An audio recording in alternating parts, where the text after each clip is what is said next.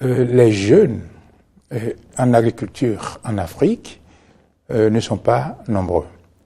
Et on se rend compte aujourd'hui que la plupart des populations africaines, des Africains qui s'adonnent à l'agriculture, sont des gens d'un certain âge. L'agriculture n'attire pas assez les jeunes. Et c'est d'ailleurs ça qui explique, qui justifie cette conférence-là, que la FAO, avec le gouvernement du Rwanda, organise, et l'Union africaine aussi, organise une conférence régionale, et ici même à Kigali, le lundi 20 et le mardi 21 août. Les jeunes, en termes de pourcentage, sans se tromper, dire qu'ils représentent probablement quelque chose qui ne dépasse pas, mettons, 20-30% en agriculture. La majorité des paysans africains, c'est des gens d'un certain âge. Alors que cette jeunesse, la jeunesse en Afrique représente un fort pourcentage de la population. Si vous voulez des chiffres, il faut se dire que sur une population africaine estimée à 1,2 milliard, la jeunesse, c'est-à-dire les jeunes gens en dessous de 25 ans représentent 60% de la population. Et lorsqu'on passe à la tranche d'âge entre 15 et 34 ans, ils représentent 30%.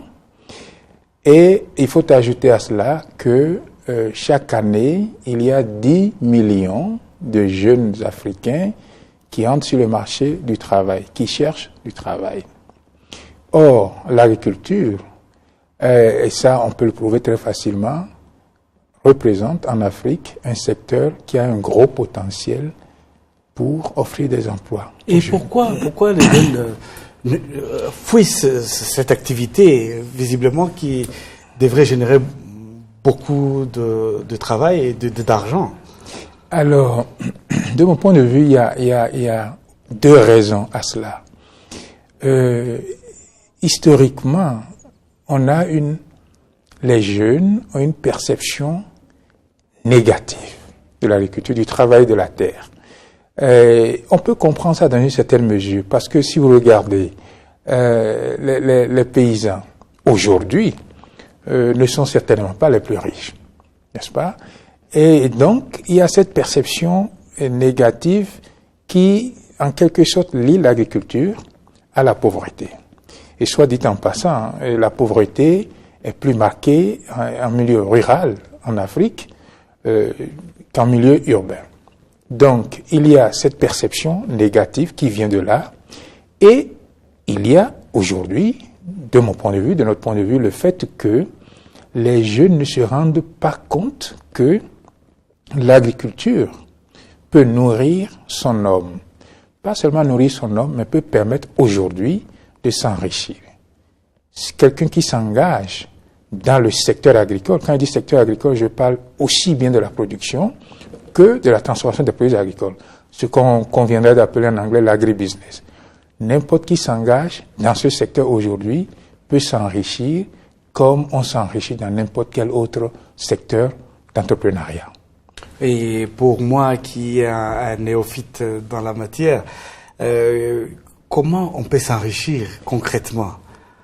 Alors, quelques chiffres encore.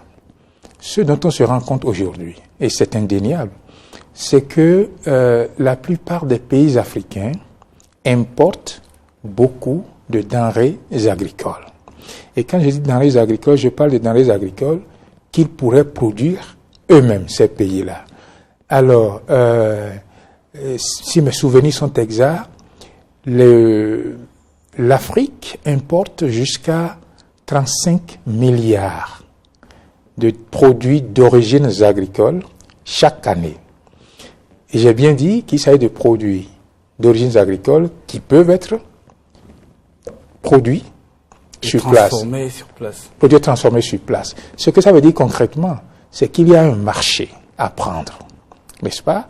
Pourquoi avons-nous des jeunes à la recherche d'emploi et on a un secteur agricole qui a un gros potentiel, qui est un secteur pourvoyeur d'emploi, et nos jeunes ne s'intéressent pas à ce secteur, simplement parce qu'ils ne se rendent pas compte du potentiel qui est là.